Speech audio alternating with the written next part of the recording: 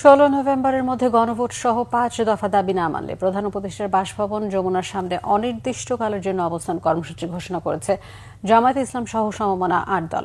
এক ব্রিফিংয়ে এই কর্মসূচি ঘোষণা করা হয়। জানানো হয়, নাশকতা ঠেকাতে বৃহস্পতিবার মাঠে থাকবে জামায়াত।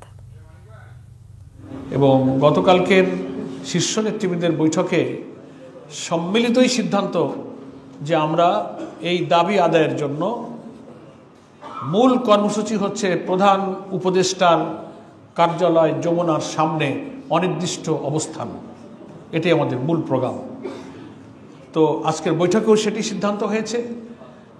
তো সরকারের কাছে সাক্ষাতের সময় চাওয়া হয়েছে, সেই প্রেক্ষিতে নিয়মতান্ত্রিক উপায়ে সমাধানটাকে আমরা প্রাধান্য দিচ্ছি বলে ওনারা সময় দিতে চেয়েছেন বিকাল আজকে 4টার মধ্যে। তো সেই প্রেক্ষিতে আমরা এই সময়ের মধ্যে আমরা কিছু কর্মসূচি ঘোষণা করেছি, সেই অবস্থান কর্মসূচিও ঠিক থাকবে।